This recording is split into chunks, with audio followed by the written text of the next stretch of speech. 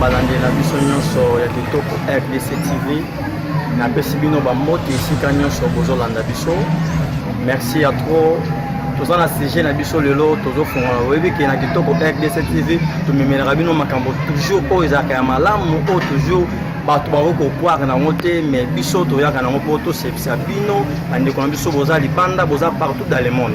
Yango wana mais moi pas c'est penate parce que ndeko na biso confrère na biso papi mboma na makambo oyo ekweliye par rapport ya makambo les filles au bazaki na poto bazaki ni mwasi na mobali lelo a publié unité na ye mais toko découvrir yango ensemble na bandeko na biso ezo ça passe parce que ekoza rappelle yo kozwa ngai do pe kozwa pende ko songolo paka lo pe kozwa pe yo pende mais toko ka ba conseil pa ya bandeko nini oyo bandeko bakoloba par rapport na makambo oyo eleki mais nzambe mo ka sunga par rapport makambo oyo et si bino bo s'abonner massivement na kitoko RDC TV kitoko RDC TV ya ka makambo nyonso ya kitoko pe ya malamu bo s'abonner massivement tant bozo tala bozo landa makambo be mission ba théâtre to bo s'abonner toujours ma bo s'abonner yango nde ekomema biso na par rapport makambo oyo tozo ni tout ça la nabino bandeko na biso na bosanité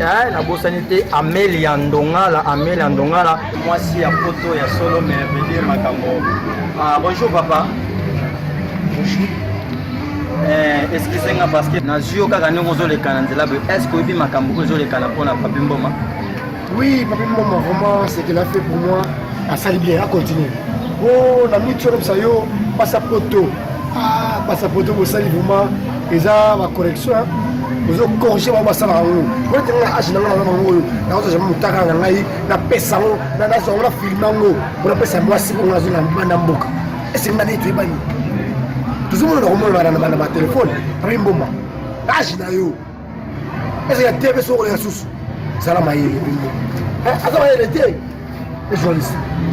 Bon, papa, conseil nini peut-être européen ça par rapport à makambo ndenge zoleka par rapport ndenge mwana mwasi wana asali a publier dignité ya papi mboma yo mono parce que le pe koko ela pe yo le pe koko ya pe ngai yo zo sepela o ekweli muninga baloba adage moko ba sepelaka ndeke o sepela bongo tango ekwela yo chako non ngai na la conseil opesa ite conseil ngezaki a continuer usana so si moi monsieur poto so so mutaka na yo pesa yesusu ozo pesa yesusu za so bien pour yo ali mboma ngara timo na pesa conseil ya banda usala ngo moi ça ça bien moi ça ça numéro na ye na câble mbala moko na biseki usali bien parce que tinga kimi nduku na usala ngo baya busoba ali mboma ngara timo bela continuer moi so ba poto so ki ko mono nani yo pesa so ka publier pour ka peka la mita ndo idezoya na ko mono la kimi nduku so pesa kimi nduku na WhatsApp to sunga mbala moko kwa kila ngo na bela table mboma nenge na mona pebo opikira ko kulo joko ojo to nenge ça ouais Vedir makambeza vedir eza makambeza vraiment yo zo sepela na passe zu muninga non sepela ngo parce que yo na passe de wa eza buzoba wa dinga ngi ko ina ngai ko ina ngo ndingi ko dara mo sa la poto masa poto na rozo jamais na rozo la aya jamais na filmer jamais mu taka na ngai za la poto na zu taka na la filmer aye pe so tala mai la salia aleke na mai yo ko filmer yo zo enregistrer pas dire un jour on a gagné la route vraiment à la route vous avez gagné au salon côté vous avez pas été pour la mission pour acheter la couleur ma chaîne on les rasuter pour ça il m'a yélé on s'est besoin de saliter on a besoin ah je d'ailleurs pour le moment et là au salon côté et on peut la peut-être au salon bon eza ba risque la rabatuto lobine na lobi royer la yo le pe ko koyela nga lobi ba moi si obite nini oyo moi ça za ma yele ko le kayo ça za na ma yele ko le kayo bien sûr on mais on est quand même non muso ba la te après pas moi ça muso ba bonga muso ba sala wote mais mo mané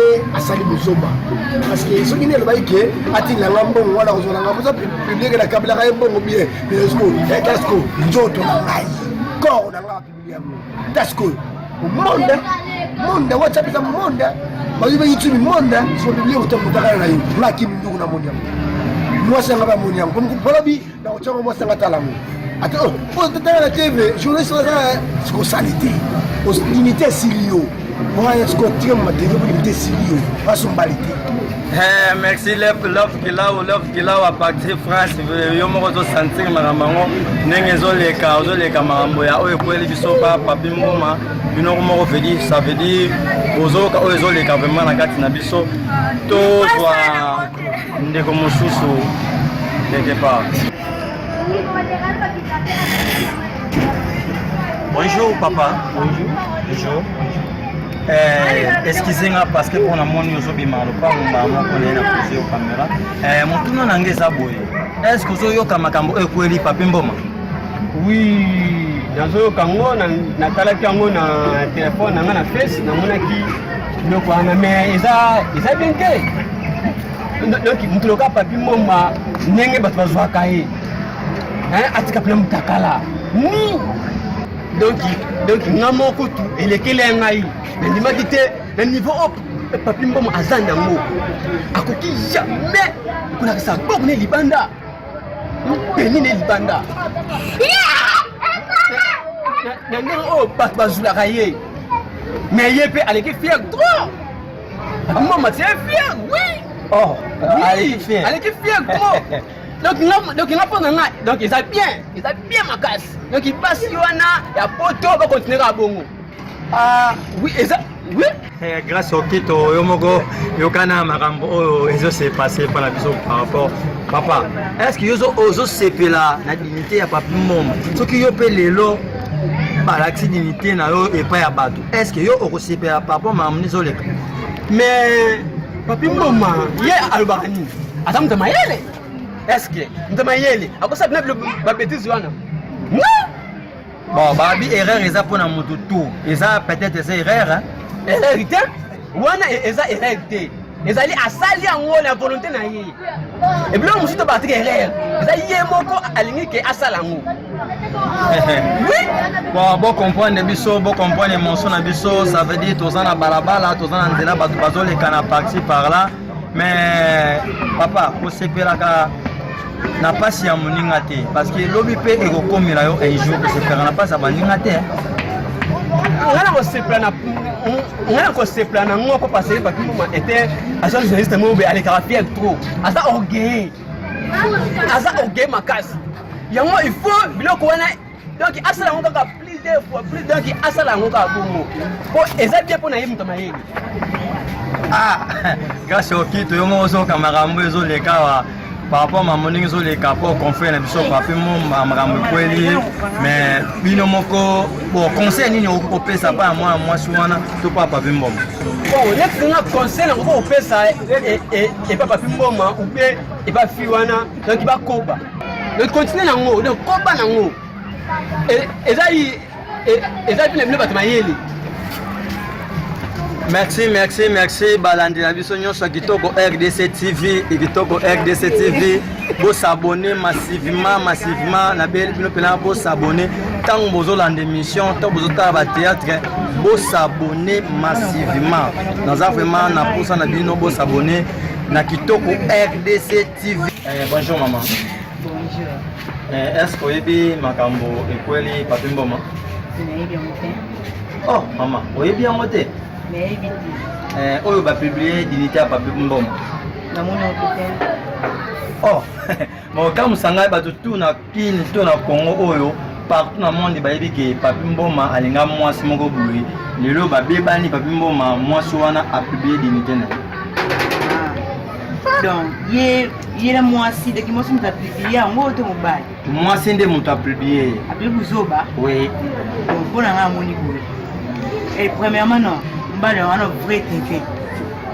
Alors zoba parmi ya bamibali à l'échec de la ponaye a journée garata et ko filmer kaka serre sinaye pour appliquer yango jusqu'au abulongoni so ka appliquer yango pa matilo la ba ko soye to de pona abena mbali moya zoba donc moi si wana ko asali bien ye mobali wana so neza ye réputation na zo bebisa ezali biso ba autolinga ete meto monya moya ofele siko to sani le ndeki ndiza na botinye maluba bo ba ke ngai na fina lobi aza fréquenté aza zo ba kwamba ba zo ba bibali. Mama conseil nini ori kopesa papi mboma to na les filles o wana a publié unité à Papi Mboma.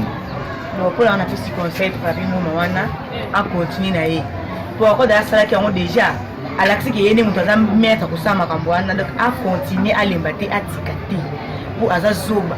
Mo pona donc na ndenge na ebe mo na mobile. Ko bomba nzoto na yo.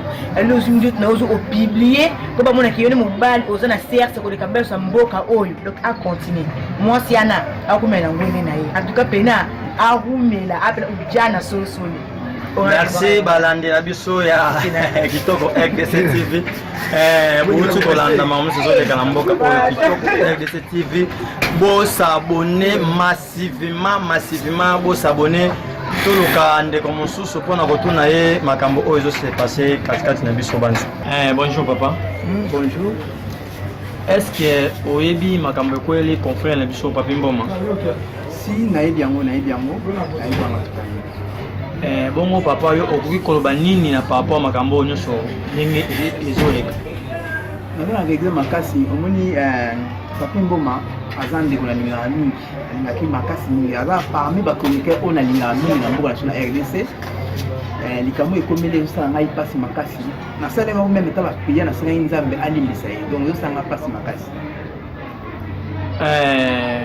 obi alimbisa ye bon na yebi na onte batutu kaka yo nde na mona zokotela ye yo kande muto koteli ye po bebe mamba malamu pona ye eza likambo ekomeli ndeko nanga na kosepela yango te olibanga ezichaku ndeko koseka te lelo kweli ye na position mosusu de kola na ndeko mosusu ndeko asatandaki na yango te potanga ayosala likambo wana bazalaki bon terme na mwasi wana tosali yango ye commence à sepeli komba ya sepeli po ezalaki bon terme lelo boza te eza te kwa boza te biye moninga mutaxi na ye ndenge wana weza mobima na ye abimisa na miso ya bato ce n'est pas bien yango mpasi naza nango naosepela nango te eza teke nabetele maboko na likambo ekweli ekolo mpe kokwela ngai na forme mosusu nanga lide nango makasi.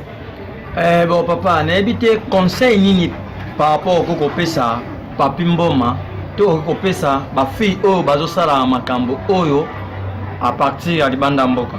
Conseil na ngai ezali kaka ke na baliboso na bafille ya libanda mboka oza bandeko basi tolingaka bino mingi ntango bobandaki yango ozalaki bon terme na mobile na yo azalaki mobile na yo tita alakisaki eloko wana seka aza mobile na yo ozalaki bien mpona nini kozala ti na niveau wana ya okoma mpena ke ozwa mbulumu ya moninga olakisa yango eza bien te po bosalaka bozalaki bino mibale ntango osaleleka mo oyaki bino mibale ezalaki 3-4 personnes te lelo bozosala bon terme te obimisa moninga ndenge eza mabe makasi bandeko mosusu boali mpo nayebi ke ezaka na Papi Mboma te mpo bachroniqueur ebele a tomoni na basala nzambe na bato ebele bakonzi mosusu mpe ya mboka toyebi ministre mosusu mpe asalaki yango baza ebele oyo basala bongo oyo baza nanu kuna basala yango ya kobatama nana ebimi te nabondele bino na bolingo ya nzambe pardon mpena nabondele bino bandeko nanga basi boza kuna bosala mosusu te bayebi ke boza na bafoto wana boza na baimage wana bolimbisi mpenza na bolingo ya tata nzambe. Bien, merci beaucoup. Bandeko nyonso ya kitoko RDC TV. Ba o nyonso ba landaki biso na émission na biso. Na pesi bino nyonso mbote libanda ya mboka esika nyonso bozali. Na bosani te love kilao à partir France. Na pesi yo ba mbote nyonso esika ozali. Bino tout penza bino banso olandaka biso vraiment mingi ya kolobeza te love kilao mami luzayadi yo napesi yo bambote ya trop esika ozali bambote no vraiment ya trop Laurence Tabita Lomama napesi yo bambote ya trop bisika ozali na mboka libanda bambote no pena yango gros bisous na yo. Merci Dani Ngandu napesi yo bambote à partir ya Afrique du Sud bambote no ya trop yango yo. Merci Tokomi Nasuka, numéro de téléphone yango plus 243 90 14 80 355. Yango na bandeli plus 243 90 14 80 355. Tokomeni ngai Kangouf Edi Kangouf na febe wana okozwame bo s'abonner massivement na kitoko RDC TV. Tozana posa bino ta bozo stala bo s'abonner massivement. Tomonani mokolo oyo ekoya. Merci beaucoup.